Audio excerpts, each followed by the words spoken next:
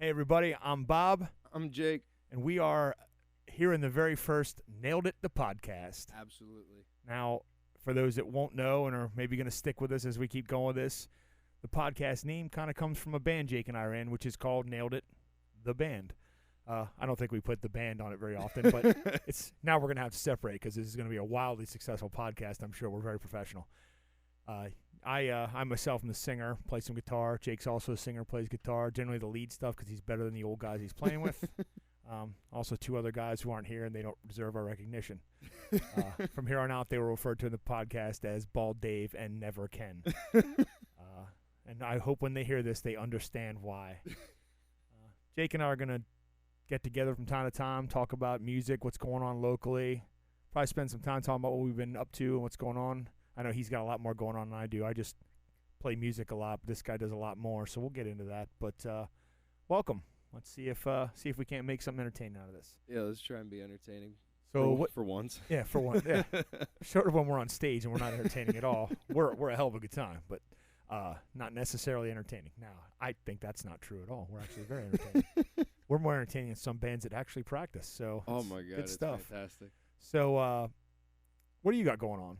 I know what you have going on, but let's let the people know what you have going on. I mean, aside from Nailed It, recording some of my own, solo individual music, that's written mostly by myself. Music-wise, it's mainly by myself. Lyrically, because I'm absolutely horrendous at writing lyrics. Stop. You've never seen my song. So go on. A lot of times it'll be I'll write some music. I give it to my older brother. He writes the lyrics because he's the writer. He's the lyricist in the family. Yeah, kind of. Wish I had one of those. And so been writing and recording some solo music.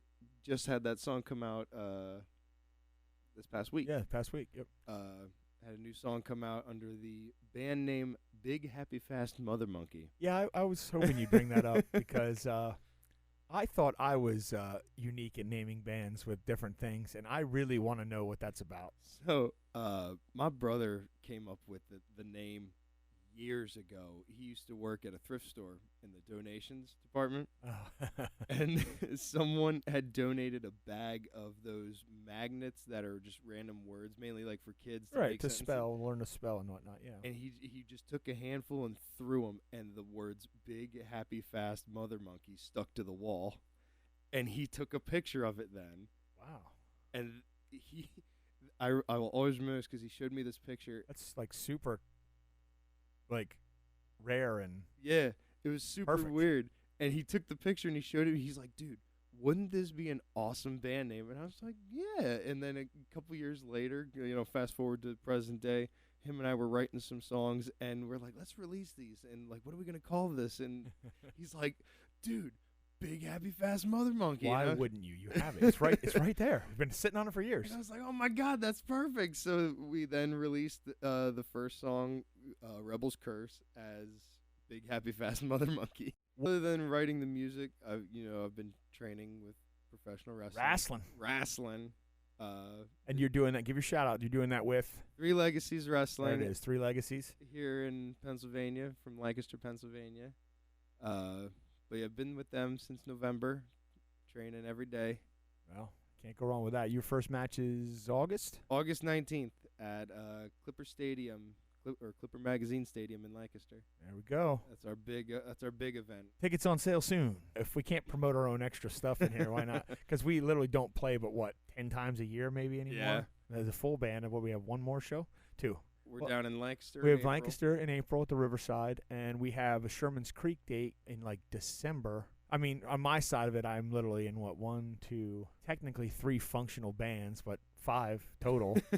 And my main gig, Ghostlight Radio Show, is busy, 60 gigs a year busy. So I try to fit in time with us whenever I can, whether it's duo gigs or the full band. And I just can't remember when everything is. I know we play Sherman's Creek in December. I know we play Riverside in April. Aren't we at Valley Tavern? Oh, that's me and Dave. You and Dave. Yeah, we do. As a duo, there's always a consistent Valley Tavern show because we love it there. Usually it's me and Dave, just because we were doing it before you joined the band. You were doing your own thing, which you still do, of course, too. Yep. But yeah, there is one of those many dates I booked without checking my schedule, and lo and behold, I had a show, and I just told her that I'll have you and Dave, well, you in general, I guess, specifically cover me. If she was okay with that, she goes, I don't care what version of you guys it is. She was just happy that we were there. They do enjoy us there. It's always entertaining there. Yeah, we have a good time. We have a good time everywhere we play. So we're here to talk about music and anything local. That's right. Scene. That's right. And we'll find ourselves a little more of a structured system, I think. So you had a gig last night. I did. I had a extremely last minute gig last night down at a VFW in Lebanon. I was sitting at home just bored out of my mind, dog sitting for my brother, and I texted my brother-in-law. I was like, "Hey, does VFW need any music? Because I'm bored." He's like, "Give me 20 minutes." I get the phone call 20 minutes later, and he's like, "The speaker's there. You just got to bring everything else." I walked in, and there was 3 people sitting in that VFW. The best. The best. But, it was, I played for like 2.5 hours. And, as time went on, a handful more people showed up. Wasn't a real busy Saturday night. I've played there a bunch of times, and it's one of those, you catch them on the right night, you'll get a good Everything's crowd. great. If you don't, too bad. You'll play a night like last night. Yep. They were super cool, though. Like, they keep this Yingling bucket there for me when I come around. There you go. And they'll pass the Yingling bucket around, And so what some people don't realize, I know there's people out there, and this is not an attack on any of the people I know in music or people I don't know and just know of or whatever. There are some guys that just won't get out of bed without getting paid, and I get that. And that's not the guys. I know a few guys, and as we go on with this, I'll definitely highlight people, get some guests in maybe. But one guy in particular is a friend of mine, Dave Gates. Dave is excellent. Dave does it for a living, and it was probably only, I'm going to say, I might be on the timeline because of COVID, maybe 4 years ago. He just decided, I think I'm going to play music for a living. I haven't picked up a guitar in 10 years. Yeah. And now he literally plays like 700 shows a year. He has a set. You have a minimum. It's a business. He doesn't just go out and do gigs for $100 because he can or for the tip jar anymore. And I get that. But I would be more than happy to do that for places if it's just me. I would never expect us as a band to do that. Right. I would never expect you and I to show up and hope we get enough tips to make gas money. You know what I mean? Yeah. But if it's just on me, I just like to play. I don't fight over that, but it's been a long time since I did a solo gig, so it's been a long time since I had to worry about that. I do have one coming up. I was going to say, you got one coming up. March 21st at the Falls Hotel in York Haven. My first solo gig since maybe it was 2021. Yeah. Oh, what year were we shut down? I don't know. I can't remember anymore. It seems like forever ago already. That's like, I went back and saw some pictures of, I was in Transylvania 666. I had forgotten that was pre-COVID. Oh. But it was pictures from when we played at Fats. Oh. We did 2 shows at Fats, and Fat Daddies, rest in peace. Absolutely, I love. People had a lot to say about that place, but I spent my entire musical career playing in there. Yeah, like that was one of the. It was actually the 3rd show I ever played in my life was on Fat Daddy's stage, and that was some years ago. I don't feel like putting out how long I've been doing this. It was just 21 years ago. In November was my first gig ever. Yeah. So I didn't start till my mid-20s because, I took from 9th grade till I was 24 to not do music because girls and parties. I have said for years I was a drummer then, and if I'd have stayed doing that, I probably wouldn't be a singer. Yeah. Maybe. Who knows how music works, but I'm much happier doing what I'm doing. So see, I didn't know you started out as a drummer. Started out as a drummer, and I started late. I didn't start till I was in 6th grade. I was 13 or 14. Really? And everybody else in the band at the time had been playing since they were like 6, 7, 8. Yeah. So I had to do like separate lessons with the teacher and stuff to get caught up. I just didn't. I only just began to start to play a whole kit when I quit. And I quit because in my high school, and probably many high schools still, all these many years later, I had to be in marching band to be in concert band. Gotcha. And when I got into high school, they didn't tell us there wasn't a split because concert band in our high school was a lot. Obviously, it was a bigger deal there than it was in middle school. Yeah. And I had just started to learn to play the kit for concert band at the end of my 8th grade year, and then I switched to 9th. When I got into 9th grade, they're like, well, no, you still got to dress up in the silly outfit and go do parades and the little plume and everything games and stuff. I'm like, I quit. I am out. If I'm not just playing drums in the for concert band or and they did a lot of stuff for like whenever there was plays and stuff. The band, I was out and I quit. And I mean, I probably wouldn't have stuck with it anyway. In high school, I was pretty scattered about. I was into this, that, other thing. I was forever into comic books. There's another topic we'll I would get say on. that's been a very common ground for you and I. And I desperately wanted to be a comic artist, but I didn't apply myself because at the time I was too busy trying to learn 10 different things at a time, be involved.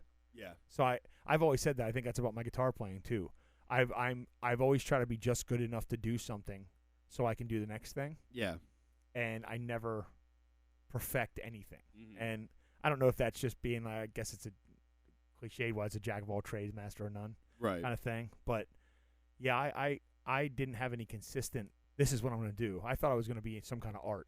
Yeah. Like some kind of graphic arts, and life didn't work that way, and here I am selling beer for a living and putting as much of my free time into music as possible. Yeah. I'm not a big guy on fate or, things of that nature. I'm not one of those people. I definitely think the path I'm on is because I had to go that route. Right. Like I had to stop playing and come find it again. Mm-hmm. When I found it, the totality of it was I was going out to see bands. I was getting into live music, which I wasn't. My first couple years of my 20s, I didn't want anything to do with it. Yeah. I was a hip hop guy for a while. We don't need there is no good hip hop anymore, so it doesn't matter. I was going out, and I had a friend who was a bass player, another friend who was a guitar player, and they're like, we should just start a band. I'm like, I'll sing because that guy's awful, and I can't be any worse than that. And that at the time, and that was 2001, you could literally go out in York. You could go out probably 6 nights a week and see entertainment somewhere. Everyone was open. There was always something going on. It was a different time. It was for probably 5 or 6 years after I started. It was just you played a show. It didn't matter if you were the opener, whatever. There were people out. Yeah. People just went on Tuesday night. You could see a band. It was crazy. Now you're lucky if you can find an acoustic guy playing on a Tuesday night. I think I'm supposed to be doing what I'm doing. Yeah. And I wouldn't have got there if I hadn't gone through the leaving music, coming back to music, what was going on in my personal life at that time that got me the time to, I'm going to be a singer. Yeah. I'm going to be Aaron Lewis. That didn't work out for him or me. I don't know. I guess I sing country now too, so maybe I got what I wanted. Stain was big then. Sorry. That was new metal days. That was a different time. Yeah. We all get where we need to be, right? I mean, or where we want to be eventually. Now, clearly I am a few years older than you. So you're already at a different place just musically than I was at your age. I was only just getting back to it. Yeah. You're like putting out songs every other week. So we all have different roles to play. I mean, you started young, yeah? Yeah, it's actually kind of crazy. Like what you just said was the same for me. I started out as a drummer. My older brother, you'll hear me reference my older brother all the time. Influences are what they are, man. Absolutely. I always say my older brother's my biggest influence for music, him and Alice Cooper. We'll get on that subject. He took drum lessons for a while, and I used to go with him. Like our dad would take him to drum lessons. I'd go with him. We'd wait or do something while he's at drum lessons. And we had a drum kit down in the basement that he used to practice on. Me being access to equipment means just go ahead. It's like me being a curious little kid. I'd see him beating on the drums, and I'd ask him, "Hey, you mind showing me a little something?" And he just showed me the little simple like hat, kick, and snare beat. From then on, I just started learning my own things and teaching myself how to play the drums. I didn't have that access, Mm-hmm. so I didn't have any way of just going ahead and doing it. And right. I never showed any. My mom was actually surprised when I said I wanted to play drums. Like, yeah. You didn't show any musical interests. I'm like, I didn't know I had any. And then similar situation. I kind of just stopped playing, but never lost an interest in music. I always liked music. Oh yeah. Music has obviously become more important to me in the last 20 years than it was the 20 before that. Yeah. But it was always music.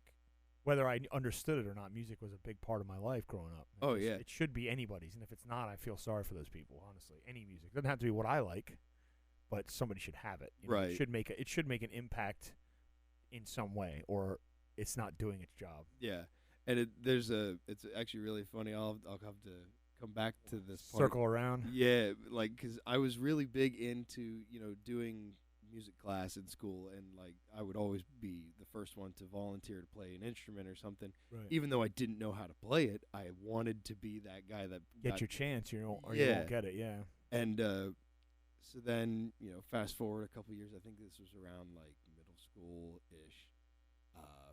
my brother was given a guitar from our dad, and he'd sit there, strum a bit, and play and just random stuff, and I'd kind of looking. I was like, yeah, that's kind of cool, and I showed some interest in wanting to play guitar then, and my dad had then bought me this book. I still have this book. It was one of those, like, you get it from Books A Million or something. It was the book that came with the instructional DVD that went with the book. See, this is dating me because we had books that came with instructional with CDs. tape. There were tapes, but I was not in it then. But I do remember that. But yeah, I mean, there was always something. But DVDs would have been nice. Hell, even a VHS, something. So I started. I was watching the DVD, following with the book, and it would teach you. Start out with your basic chords. I could not play a G chord, and I would get so I'd get so irritated, and I remember just getting so mad that I could not make a G chord, and I just put the guitar down. I said, I'm not playing. I can't do it. I rage quit at playing guitar. That's a weird one too, like to not be able to figure out even as a kid. Yeah.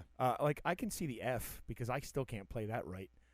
A G's not that just seems like a weird chord to get, like, to be your wall, but I guess we all have our things. I was also that kid because the guitar was bigger than me, so the guitar used to like lay flat on my lap, and I'd have to like try and bend my wrist a certain break your wrist backwards and snap your fingers out of place to make it. And I just couldn't do it, and I put the guitar down, and I was like, maybe I'm not going to play the guitar. That's not going to be me. Yeah, and I didn't touch the guitar for at least like 3-4 years. So when did you like hit back into it and really feel like you were?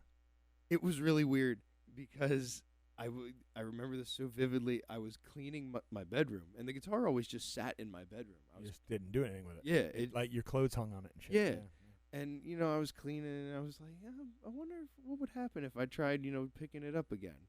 And I picked it up. I put the DVD back in, and the next thing you know, because I grew a bit, and my fingers were bigger, and I could actually play a little bit more. Right. So I started being able to do the chords. However, I didn't like the songs I was learning. Like, it would make me learn Twinkle, Twinkle, Little Star. Like Mary Had a Little Lamb. Yeah, and I was like, I don't want to learn these songs. Like, I want to learn the songs I listen to. Then I just kind of started learning by ear.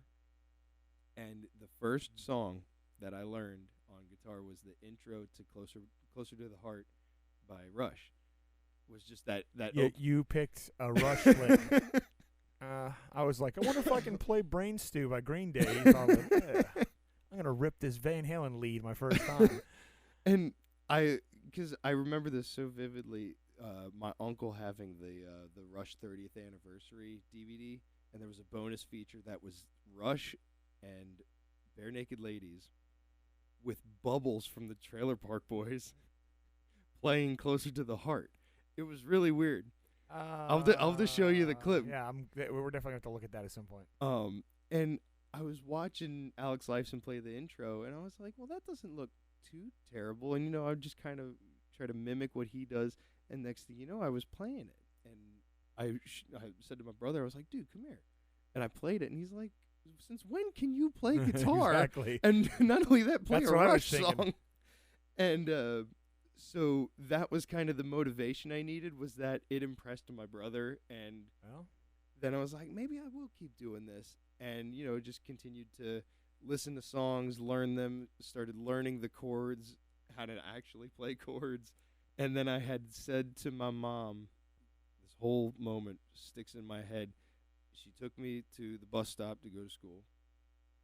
We stopped, get the mail, because we lived at a trailer park. You had to go to the community. Right. Oh, yeah, I did too when I was young. Yep. Yeah, I got to go to the community area to get your mail. And she had gotten the mailboxes. Yeah. And so she had gotten this just random, I think it was actually for my brother, just this random piece of mail from Carvin Guitars. It was just like one of those, like, hey, we got a sale. Mailers kind of thing. Yeah, like a postcard mailer and stuff. Yeah, but it was like a mini catalog of Carvin Guitars. I remember getting stuff like that. I had recognized some of the people in it, like Santana was in the magazine, Joe Walsh was in the magazine. There was a couple other people that I didn't recognize. I was looking at this, and I said to my mom, I was like, I think I want an electric guitar for my birthday. That's a good way. I mean, it's an organic way to get into it. Yeah, and I had been playing the acoustic guitar for a while at that point then, and I was like, I kind of really want to play electric because I grew up as a metalhead. Right. And which we're gonna come around to. Yeah. Your musical tastes are amazing to me sometimes due to your age. But I want to get into why you're into that stuff. But let's keep talking about how you play before we get to what you play. So I had, I told my mom I wanted this guitar. Or I wanted a guitar for Christmas, or not Christmas, sorry, my birthday. And she then took me, I think it was later that week, to the local guitar store that was in Annville, called Marty's. Oh, Marty's Music. Yeah, it used to be in Lebanon, but they moved. Yep. Yeah, I'm a Lebanon boy, if you remember. So yeah, that was. I always gotta remember that. Marty's and Menchie's. Yeah, Menchie's. Menchie's. The only places you could go. So she took me to Marty's. The manager there, who knew us through my brother and through the family and everything, we kind of explained to him I'm looking for my first electric. Nothing, nothing chintzy, but nothing top shelf. Yeah. You're not looking for a Gibson, but you're also not looking for a first act. Right. And so initially, I almost went with a butterscotch Telecaster. Oh. I do like a good Telecaster. I didn't up until 5 years ago. Fender. And for the sole reason is that Rush video, that's what Alex was playing in the video. Well, that's how you find what you like. I mean, I think that's where I get my love of PRS guitars from.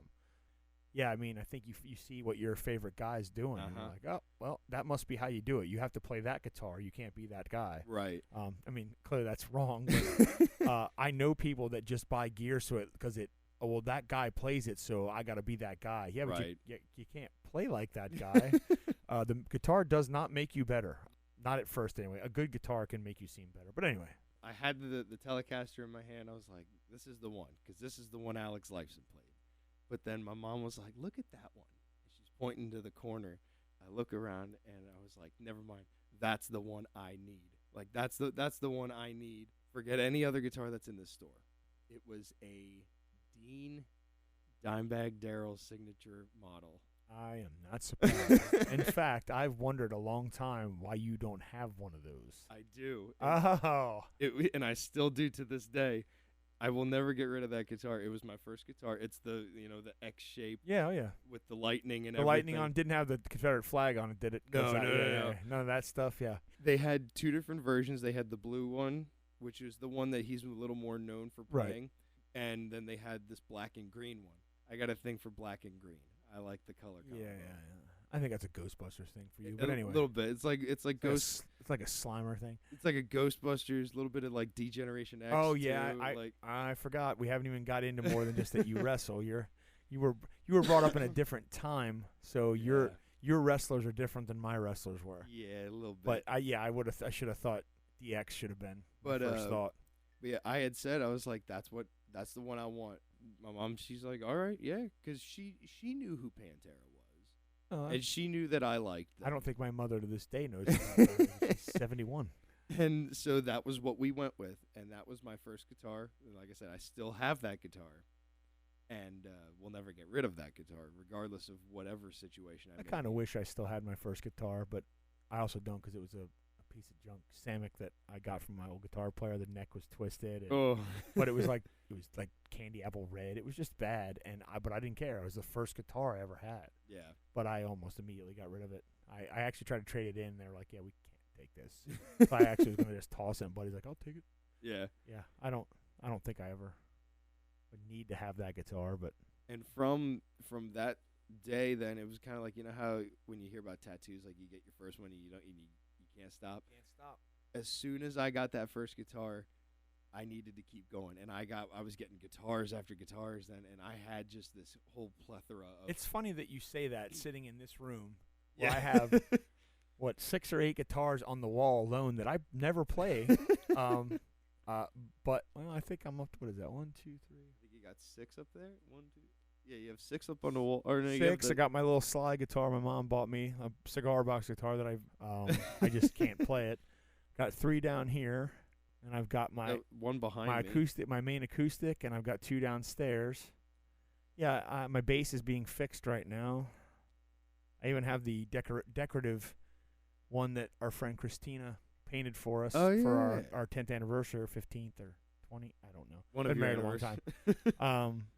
So yeah, telling me about a guy who collects things that he doesn't play all or have. Yeah, I have to physically like slap my own hand when I'm on the internet. Like, oh, look at no, nope.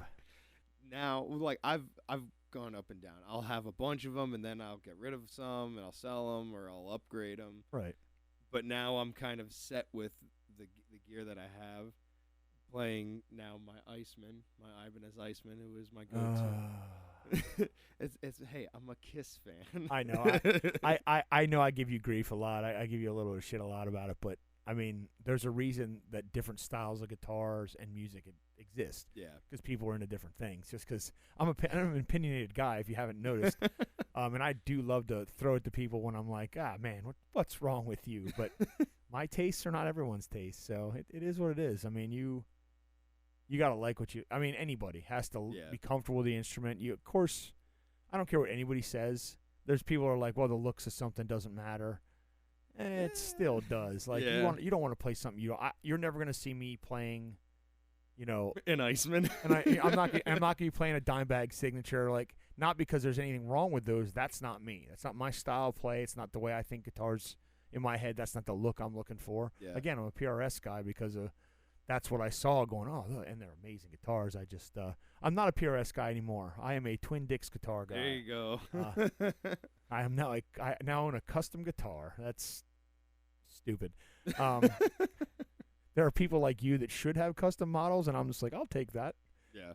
Shout out to Rich, my guitar player in my other band that makes those things. So someday we'll get you one of those. I need a crazy shaped Twin Dix. Oh, he'd probably do it. I'm trying to convince him to make an acoustic, and he basically told me to go jump off a cliff. He's like, I'm not buying all the equipment that you need to bend the wood. And so I was like, all right, what about like a semi-hollow? Like, I know you got a CNC router and stuff. You can make that happen. He's like, we're not doing that either. I'm just gonna keep trying. Maybe a hybrid, like my Godin. Maybe you can get there him to you do go. that. Yeah. It's still the same body style, buddy. Just put a piezo in. Yep. And you got to make it so it'll slot some acoustic strings. So, listen to me, because I know all about making guitars. Can't even play them. Please finish your story. So once I had then gotten like all these guitars, I've been playing for a while and getting to a certain like skill level, I was ready to start joining bands and playing in bands. I had done a talent show. I was a sophomore. Yeah, I was a sophomore in high school. And so like 3 years ago. No. He's not that young, folks. What was it? Probably 8 years ago. I think maybe like sophomore in high school, you would have been 15 or 16, if I remember my ages. So almost 10 years ago. Now let's call it 10 years ago. Yeah. Picture just to make me feel better. Picture it, high school. And 2013. Oh my God, I'm so old. Everyone was like, "Oh, Jake plays guitar. Like, why don't we have him, be in a talent show?" And I was like, fine, I'll do it. Like, and this is when I had switched schools, and I didn't really want to be the popular kid at this school. Gotcha. And playing guitar will do that. At least back in my day, instruments. Oh yeah. You don't play sports. And we don't like you. And so I walked out on this stage in front of 300 students with my Dean Dimebag signature model and a Marshall 112 combo amp. Actually, you've seen it. I played the solid state. Oh no, this was a valve state. Oh, I had one of those too. That was actually my first amp. It's a valve state. Well, you've seen it. It's the one that I brought with the Craft Haven. Oh yeah. Yeah, that. You still have it? Oh yeah. I played Eruption. I was that kid that played Eruption into Foxy Lady, and then ended with Rock and Roll by Led Zeppelin. Everyone's cheering and shouting. Isn't that nice? It is nice. And that was my first taste of playing in front of a crowd that people liked. And because there's a story with that then too. Oh. I'm full of stories. So after the talent show, I finish and I walk off the stage with my gear. And the closing act for that talent show was a band. I had run into the band that was getting ready to play, like backstage or like in the hallway. Right. And the dressing room of the high school. They were talking to me. They're like, "Hey, man, like that was really cool. Like you're a really good guitar player." And that was kind of it. Like I didn't really say anything else to them. I was like, "Oh, thank you so much," and this and that. that was it. I then went and sat in the crowd then to watch the band play. And I watched them play, and I was like, oh, my God, these guys are terrible. And and so fast forward, I'd say maybe about 4 or 5 months, I get a text from a buddy of mine who was in like my English class, I think. And he said, hey, my sister's boyfriend's band is looking for another guitar player because theirs had left. Wonder where this is going. And so he's like, do you mind if I give him your number and you guys get connected and you join a band? I was like, sure, man, absolutely, because I was looking to join a band at the time. And the guy texts me, and I realize who it is, and it's the front man from the band that I had seen at the talent show. Oh, Lord. Did they get any better in 4 or 5 months? Well, so we got connected, and he was like, oh, yeah, let's get together and jam. So we got together and jammed, and then from then on, we wrote our first song the first time we jammed. And then I was in this band. I'd say we were together for about 2-3 years.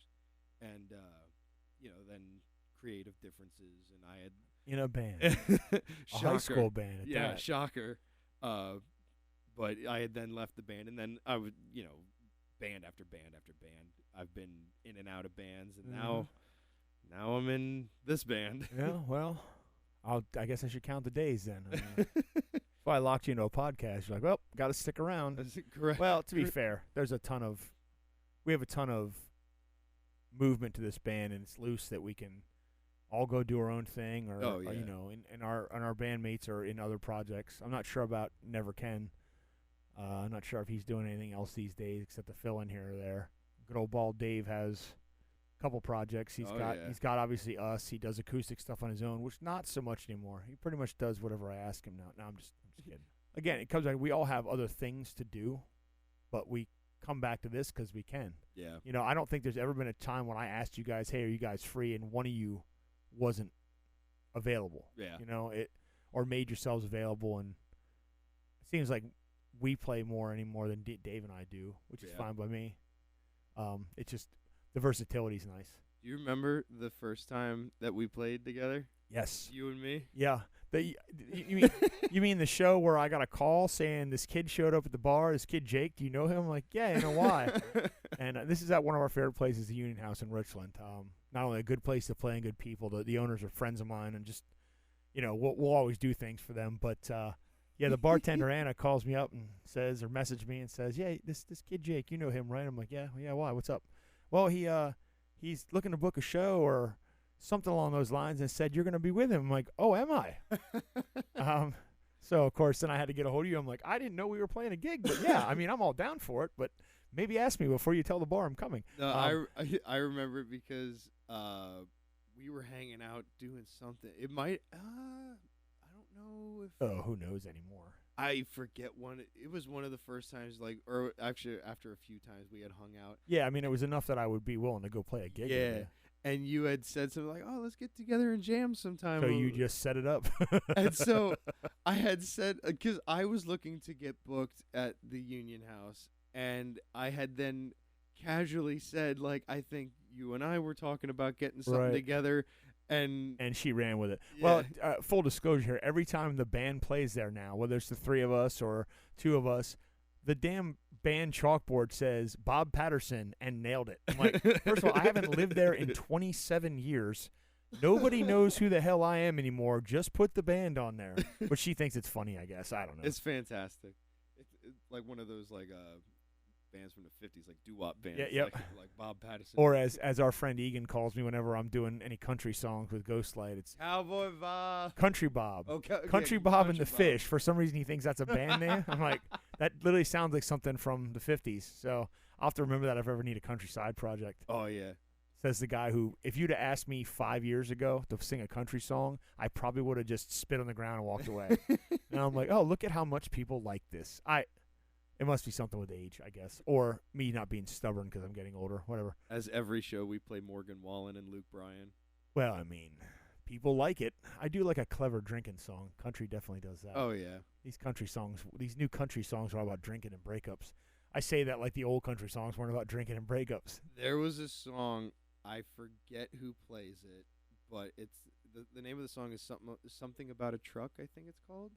Oh Lord, that could be And anybody. You just this is when I was super against country. Well, you just put out like a song title for any or every country song for the last 40 years. Something about a truck. That's the title of the I know. song. I believe I'm familiar with that title. I saw it because I think I had the same reaction. Like, This is when I was super against anything that was relative to country. I had that phase too. My now sister-in-law, she's the one that got me into country. She going country? Oh my God, she showed up in her cowboy boots and wearing a Cowboys jersey. So me and her don't. Oh, like that's a different level of cowboy. Anyway, that's, yeah. Whew. So she'd show up playing these country songs, and I was so against it because like you know me, I'm a metalhead. Yeah, and So- you're a old school metalhead, like original metalhead too. So I was so against it, and I used to complain, or not complain. I used to just kind of gripe about it, and where I would say like, all these songs are just about like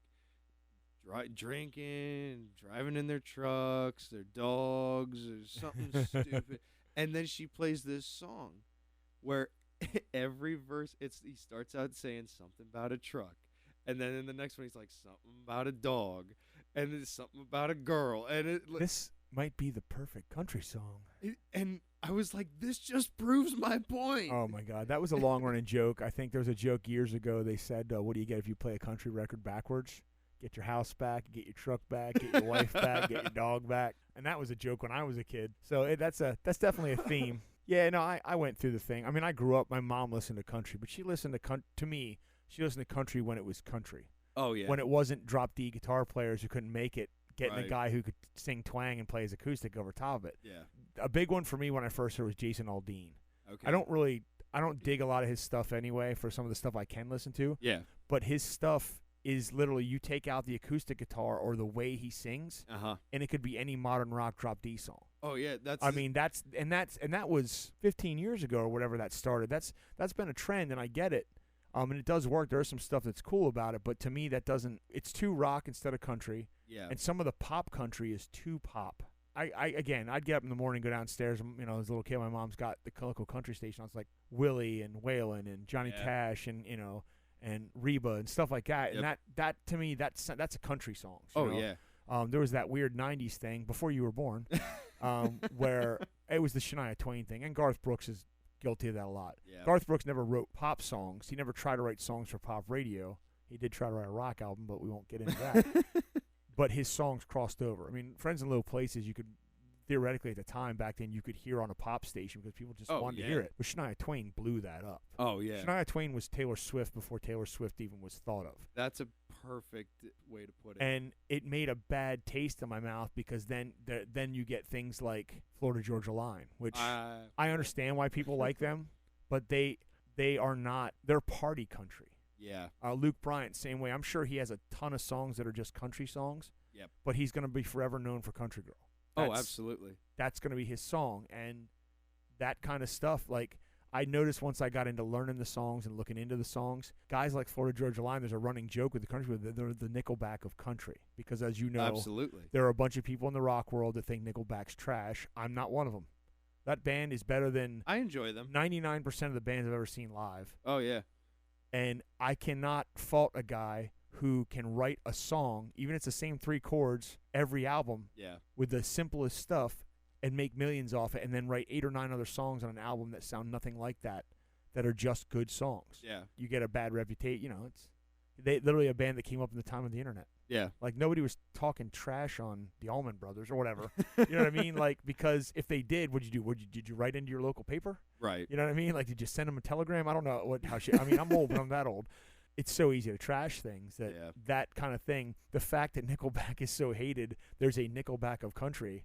Like, they can use that as a standard. Everybody's like, no, I get that. I guess it's something for everything. Florida Georgia Line sold more records than I'll ever write, and they have their own bar, and they have their brand. People know what they are. I sing one of their songs every weekend, but I like how people react to it. Yeah. It comes back to that music should make people feel something. Yeah. If that's what people want to hear, that's what I'm going to play. Right. I mean, I got a line. There's some things I'm just like, not because I don't want to do them, because sometimes it is that reason, but because I'm not going to sing that well. I don't think that's the song for us. But for the most part, if it was some kind of top 40 hit on any chart, yeah, I'll probably do it because I like to entertain people, and that's just how you do that. If you're in a cover band, that's how you do it. If I wanted to write music for me, then I'd write music. Right. And I wouldn't give a damn what anybody thought. Oh, absolutely. But I do it for the entertainment. That goes back to like doing the tip jar thing as opposed to, if I make some bucks, sure. Yeah. Do I have a dog at 6 downstairs that's costing me a fortune right now?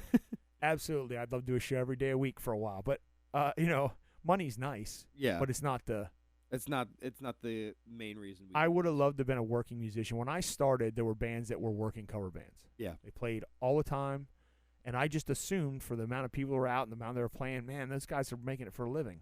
They barely could cover costs. Yeah. When I got to understand what was involved with the travel and everything back then, like, if those guys cleared, $100 a week that they could keep, that was a good week. I'm like, well, I can't do that. Like, but I can go to work every day and then go play on the weekends and make money. Again, it all comes down to whatever you are interested in doing. Right. Whatever level of commitment you want to give it.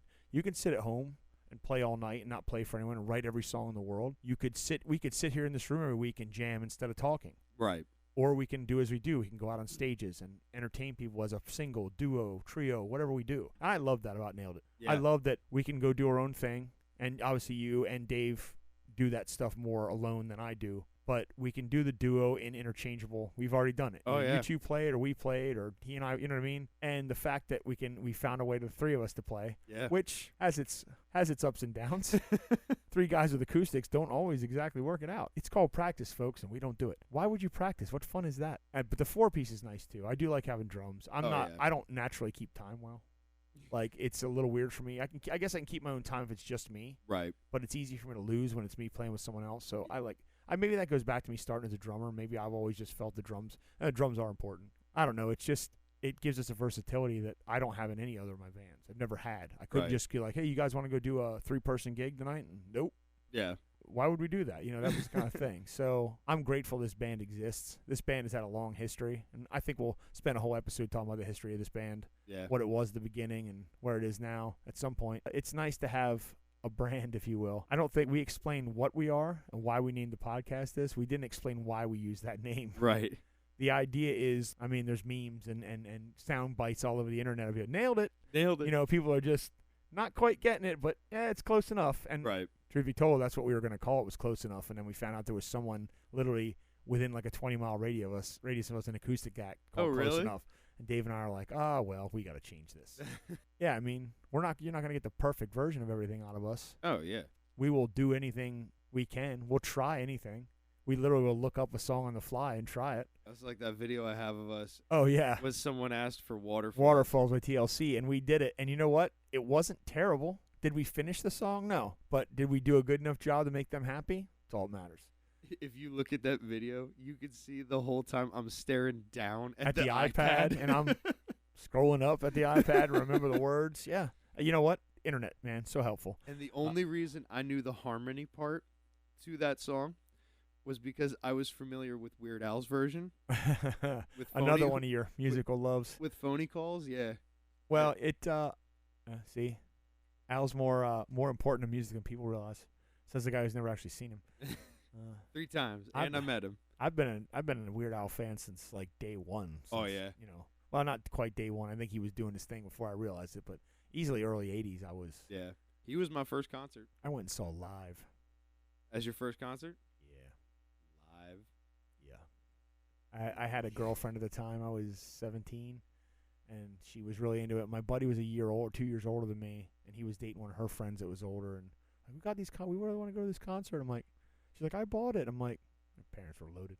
I'm like, yeah, whatever. I've never been to a rock concert. I was full hip hop then. Yeah. Full hip hop.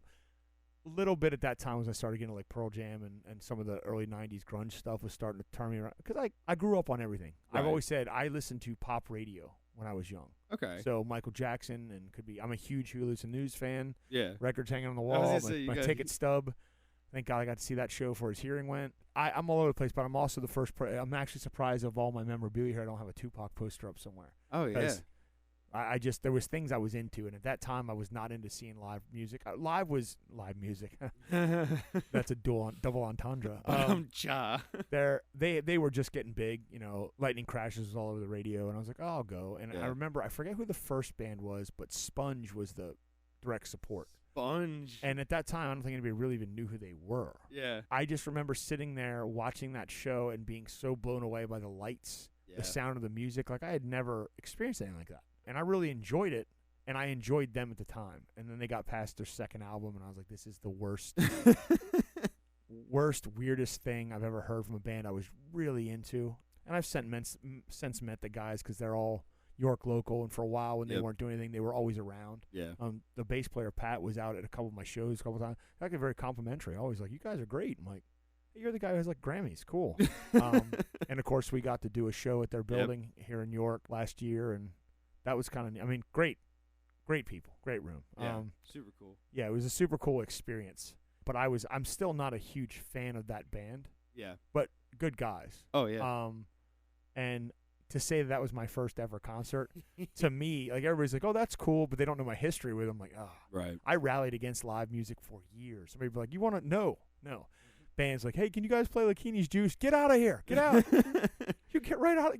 Right out. But it's, I guess, again, with age comes wisdom or whatever. No point in hating on something. If I don't like something, I don't like something. Right. I don't have to. No one else has to agree with me. But they should, because I'm very right. Five-finger death punch. Looking at you. I think it got me in a place. I think that's when I started listening to more rock music and getting more involved in it. I was behind on all the things that were the trends or the big thing at the time. Like Nirvana hit. Yeah. And I didn't listen to it enough to get it. My buddy was real into it. He was hardcore punk rock for a while too. Like, he was Green Day before anybody knew who Green Day was. Like, I heard some of their early stuff before Dookie came out. Like, I'm like, I don't know what he's talking about. But Nirvana was, I only really appreciated till after Kurt killed himself. Right. Allegedly. Too soon. Stuff like that. But like, I latched on because MTV actually played music back then, so you could actually hear songs, new stuff. So that's where I heard Pearl Jam Jeremy first time. And I was like, man, these guys, this is great. Like, there's story here. This is amazing. And STP when Plush came out, and I just really got into that stuff, and it pushed me into the rock stuff. I think the one thing that really changed me for wanting to reform was Stained, as I mentioned earlier, and Limp Bizkit, of all things. Limp Bizkit they're kind of fun to listen to now, and it's a joke in itself, but at one point they were like the biggest band in the world. Oh, yeah.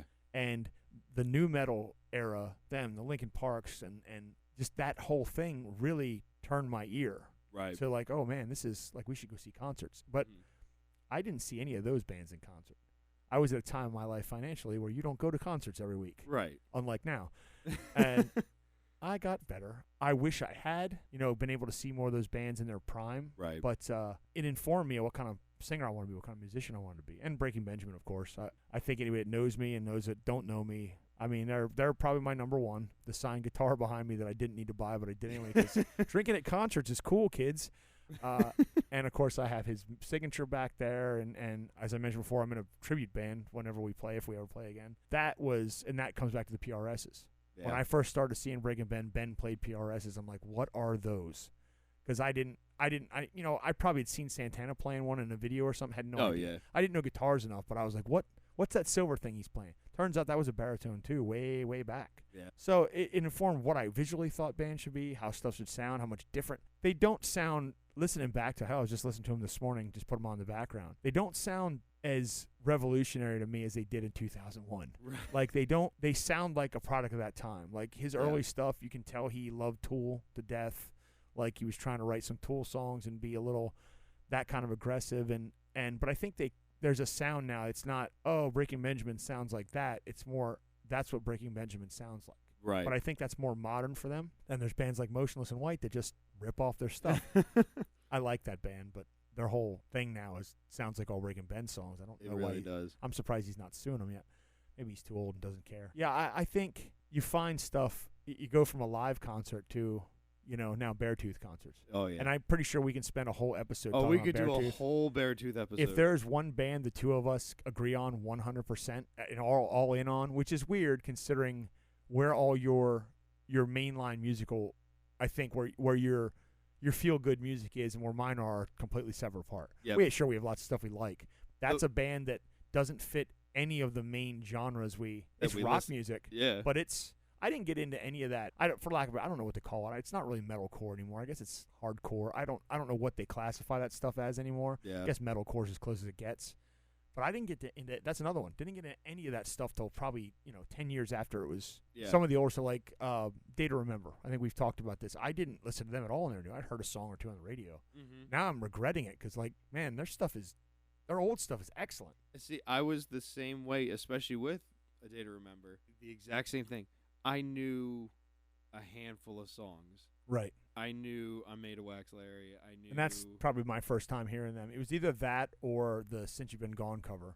Okay. I'm pretty sure Made of Wax Larry came out before that, but I don't know the timeline off the top of my head. But either way, I'd heard, those songs. Yeah. Going back to those albums, I'm like, man, I went down a rabbit hole on YouTube one night just watching old videos. I'm like, man, we missed out on their prime popularity. Yeah. And I guess we would have been the old people at the concerts, but that happened a lot to us. We were the old people in the back watching the kids rock out. When we went and saw them with Beartooth back this past summer, like I said, I only really knew Made of Wax Larry, Downfall of Us All, and If It Means a Lot to You. Right. Those were the only songs I really knew.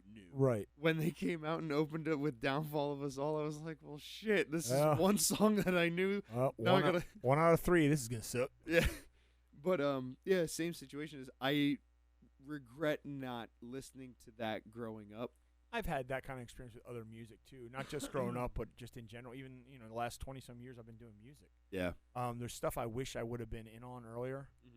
I'll get into conversations with other bandmates and stuff, guys that I have guys that in some of my other groups that were music majors and all that, and they're talking about all this real technical metal and stuff. I'm like, cool, man. Yeah, cool. So they use different time signatures. That's cool. What is gent? No, I what is gent? Is that a Jeopardy question? You're an ass, Trebek. Anyway, I think you can't be where we are musically, and you've got. I mean, I literally have double the years on you. Feeling old here, folks. You can't be where you get if you don't have some diversity. Yeah. I know guys that are just set in their ways. I've known guys.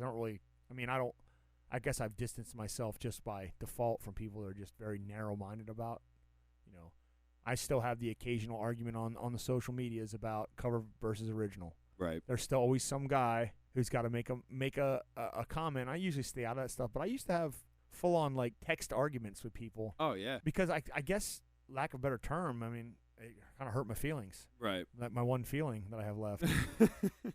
But it wasn't about me. I realized it was about them. It was about being closed-minded. I don't care if you only want to like your stuff or someone's stuff, and that's all you like.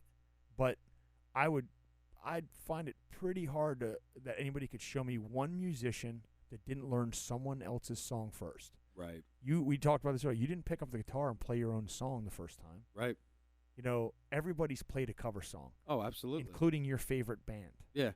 Some of them, say Metallica, have made money off of going back and recording the covers they were known for when they were just in a garage. Oh, yeah. They literally called it Garage Days, for God's sake. I never understood that, and I realize that's about someone else's hang-ups than it is about mine. Yeah. And I had a good friend of mine who I actually ran into at my show last week. I haven't seen him in probably 10 years. He come walking up, hey, man. I'm like, whoa, John. But he was singing at the time, too, and he was doing your Godsmack, not new metal, but I don't know what they call that anymore. It's not grunge. Like the early 2000s? Early 2000s, like butt rock. Yeah, I was just going to say butt rock. That was their kind of, they did a lot of that stuff, and, they were playing full 3-hour nights like we were and stuff back then, and he and I had a conversation about it because he saw one of the posts somebody was going off on about, and he said, those guys got to go up and sing for, let's say they have a headliner. They got to sing for 45 minutes, an hour. Yeah. Singing their songs that no one knows, but they're their songs. So if they make a mistake, who knows? Because we got to stand up there and sound in 3 hours, got to sound like probably 30 different singers. Right. And do that every weekend. Yeah. So why are they better than you? Mm-hmm. That came to me in a very, I think I was still in my late 20s. It was a very important thing to say to me. Yeah. So I fought against it since. Yeah. I rally against those who think it's not cool to play music. Oh, absolutely. Look, I'm not good enough to write my own songs, or I never put enough time into it. I've shifted my opinion. I say that now. I didn't put enough time to it over these years, a couple here or there. I didn't spend a lot of time songwriting, so I didn't get better at it. Right. Maybe I wouldn't have. I'd like to hope I can. I can write. I used to, as a kid, I used to literally like write story, like, you know. Oh, yeah. Sure. So I'm capable of writing. I overwrite. That's the problem with songs. I write a rap song. In a rap song, you can have a 45-minute verse and then get to the chorus, and nobody cares because you're telling that story. Right. You don't cut it down to 4 minutes in a rock song. Nobody gives a shit. You lose them. Yeah. And that's one of my struggles. But I think that's not the end all and be all of something. Like I envy that you can fire off a song so quick. You'll tell me I got these ideas, and then 3 days later you're releasing it to the world. Like I'd be like, I'm never letting anyone hear that. But I also hate the sound of my own voice in recording. Can't wait to listen to this back. Oh, I do too. I absolutely hate my own voice. Well, I think you're supposed to. Yeah. I think if you sit and listen to yourself singing or recording, and you're man, I am the greatest thing ever. Bro, you're not Freddie Mercury. You're not the greatest singer ever. Yeah. Which, by the way, I do firmly believe he is by far was the greatest singer. Oh, absolutely. And I didn't appreciate Queen when I was younger. Yeah. But maybe it's because I got into music and I understand vocals, and that there'd never be. And they say that was genetics and his palate and stuff. Yeah. And I don't think, how could anybody be that good again? Oh, you can't. And anybody hears this later and wants to fight me over this, Axl Rose is the greatest singer ever of all time, or had the greatest range of all time.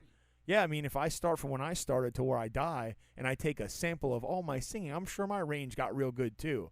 Like, I can't. Axl in 1986 had this range, and now he's got. Who gives a shit? He can't sing like that anymore.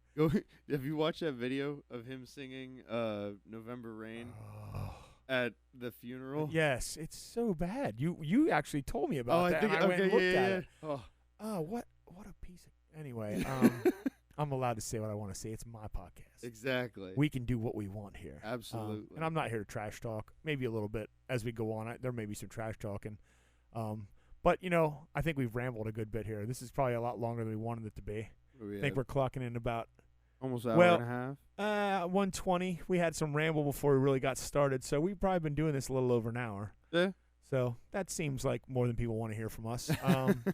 But I do want to think down the road I'd like to get into, we can spend time talking more history and what we got going on. And I'd certainly like to talk about some local music. Oh, absolutely. Just local bands. I don't care if we spend 5 minutes every week just spouting out local bands we like or whatever we're into. I definitely got some albums I'd like to talk about. And, oh, yeah. Gigs coming up. Obviously, we'll promote our own stuff. And maybe at some point we'll slip in a song. Yeah. Play some acoustic or, I'd like to get guests in here. Maybe we'll get Bald Dave in here. Get Bald Dave in here. I said never can for a reason. Love you, buddy. I know you're going to listen to this, but you just don't know when to stop talking when you say the inappropriate things, so I don't think we can have – well, I mean, I can always edit him out. And other people. There's plenty of guys we know. I mean, we should get your brother in here. Oh, yeah. Yeah, we should have your brother come down and do some stuff. We'll talk and chat, and we clearly have you have another venture. I want to actually get that in here because we should have talked about it at the beginning. Besides your wrestling, what else do you do that I'm very invested in? Literally. So I've been involved. I've been involved with a company called Paranoia Comics. It started. My brother is one of the founders of it. It's an independent comic book company. After a handful of years, my brother had said to me, gave me the idea. He's like, "Why don't you write your own story? And we'll hire an artist and we'll bring your story to life." And so I was 100% into that. And with my love of music and it's more actually it's a mutual love between clearly from what you were telling me. Yeah. From my brother and I's mutual love of both music and comic books, we came up with this story together called Mr. Melody, and it basically became where him and I came up with the story together. And like I said, he's the writer. So we took the story that him and I came up with together, and he kind of put it to words. As they used to say back in the day, I used to see from all my reading, I'd get an issue, and then all of a sudden, my favorite artist that was on that X-Men book, or all of a sudden he wasn't just a penciler; it was plot and pencils. Right.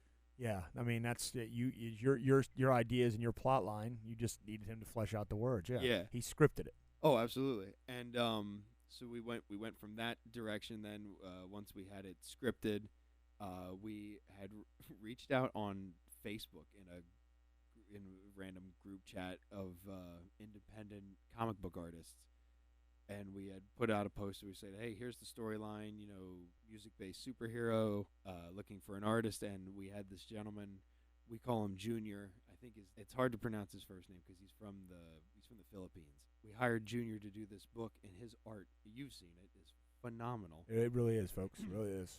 We just finished the art, so the art is completely done, and we're in the process of the lettering, which is on me. So I have to get that finished pretty soon. We're shooting for Free Comic Book Day, which is May, right? I think it's the first Saturday. First Saturday in May, usually. Yeah, first Saturday in May for Free Comic Book Day. We're shooting to have that be the official release date. We actually have a signing book for that day at Complete in Box in Ephrata. Excellent. So we're hoping that not only to celebrate Free Comic Book Day, but that'll be the official release of the Mr. Melody book. And, I'll be there to do signings. I think my brother is going to be at another store doing the same thing, but for his book, Necroman. Okay. Yeah, we've spoken about that before. Yeah. Obviously not on the podcast because it's the first one. First episode. But, yeah, so that's kind of what I got going on with the comic book. And then, you were ever so gracious to put an ad in the book. Right. And we've got some of our other friends that are now putting ads in the book. My friends in Defiant. Oh, excellent. They have an ad in it. Our good friends in Lyndhurst now have an ad in it. Oh, there we go. The boys. Yeah, we've got all kinds of other people that were so nice to invest some money into funding the book, right? Helping fund the book. A good friend of mine, he's a local radio host on Rock Rage Radio. Okay. Nip Nice. Yeah. He has an ad in the book. He's a good friend of mine. Yeah, we've gotten some good local artists that have invested. Like I've said before. I mean, for me, it's a no-brainer. It's a comic book. It's music related. It's my friend, my bandmate. Yeah, no, I'm excited to see the finished product. I mean, you've shown me quite a bit of the artwork from different stages and stuff. So I don't know if I ever showed you once we went into the lettering phase of everything. Yeah, I was throwing in little Easter eggs throughout the whole book. And there's characters throughout the book that are wearing shirts with all of the band logos on it, all of the local bands. That's how it should be. So there's one character it's actually I think I made it the bass player in the book is wearing a Hot and Dangerous shirt. That would make sense. The bass player in the book is also a female, yes? Yes, playing a Thunderbird. That's an Easter egg for our listeners in itself because that means something to somebody. Maybe we'll even get those folks on the pod one. We definitely should get them on the show. Yeah, I think we're just going to say that's going to happen. They don't know it yet. They don't know it yet. They'll be here. I'm trying to think who else we put Defiant, we put Lyndhurst in, we put a Nailed It logo in. Yeah. And then we did one where there's a panel with a news reporter, and it's like one of the articles that's going on, and we put the Gunmetal Gray logo. Up in the box. Yeah, and like the little GMG logo. That's cool. Yeah, man, you have enough connections with friends, and local support means a lot. I tell people at every show I do now, and I have been doing this for long years before I was in Ghostlight or anything else, I tell the audience every night that if they didn't show up to see us as a band or you play acoustic solo or go to Hershey and see Guns N' Roses or whatever, right? None of us get to do it. Also, side note, I'm not doing that. I'm not going to see Guns N' Roses. Absolutely not. Even if I like them, I don't. Spoiler alert. You might have heard me talk about Axl earlier. Great band. Can't stand the singer. I'm not spending $300 to barely see it from the back of Hershey Stadium. Oh, absolutely not. I've seen concerts at the back of Hershey Stadium for like $20. Oh, yeah. You know what? Piss off. That's this is insane now. This is the amount of – that's a whole nother – that could literally be a whole nother show. About what they charge for concerts now because someone was a big thing 30 years ago. There's a story. I'll quick tell you. This will be my last story. You have lots. This was 2016, and Paul McCartney was coming to Hershey. Okay. And I needed to go because I've been a Beatles fan ever since I was a little kid. All right. Go on. And I said to my mom, I was like, I don't care because this was gonna be. She said, I'll get you tickets for your graduation.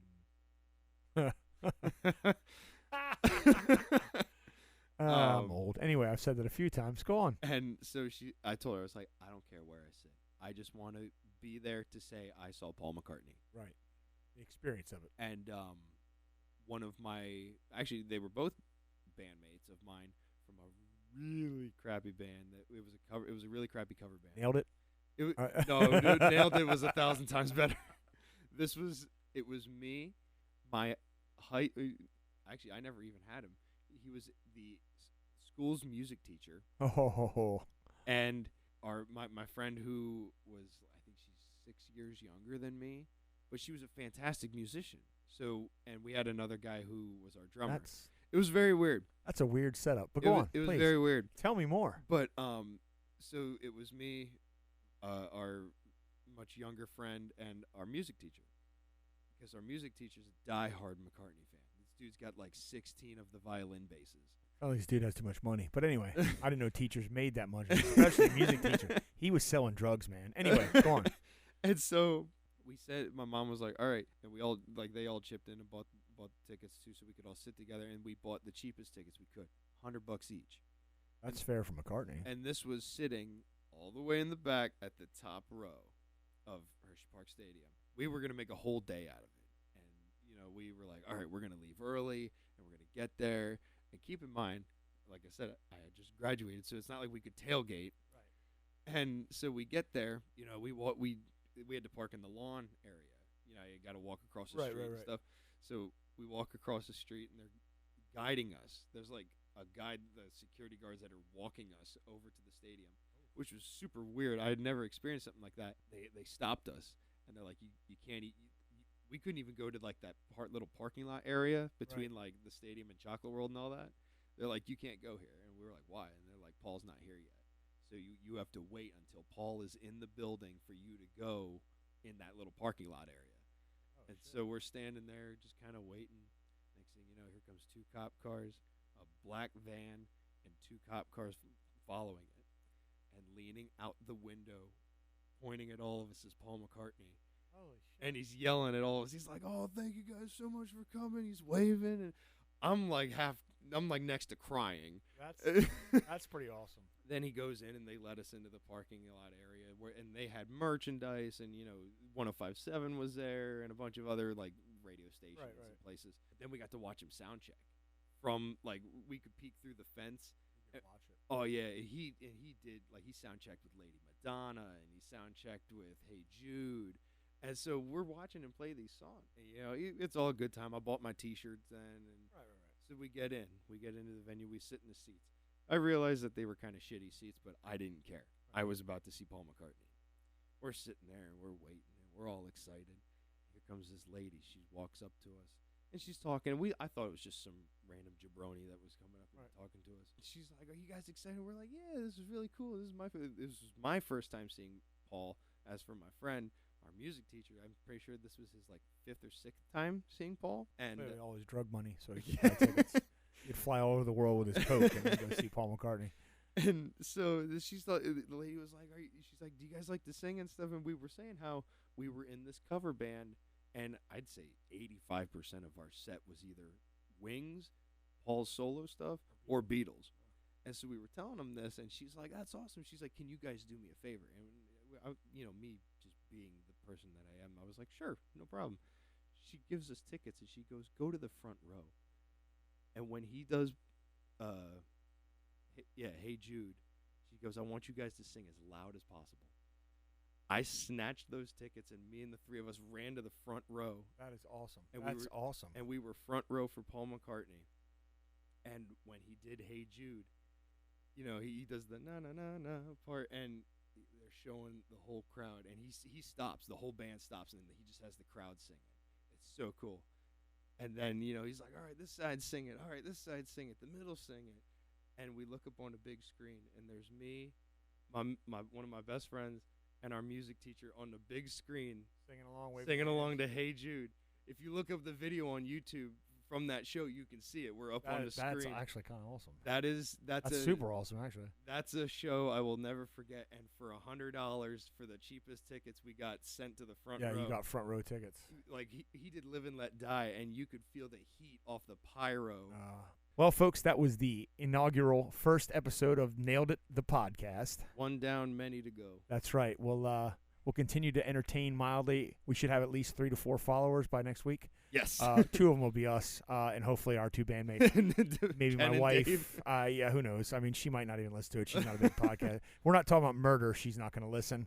Murder, murder, murder, kill, kill, kill. Now she'll listen. She'll do Boom. the tag words are in, the keywords are in there. Once again, I am Bob. I'm Jake. We are Nailed It, the band, and now Nailed It, the podcast. We'll see y'all next time. Perfection. We are professionals.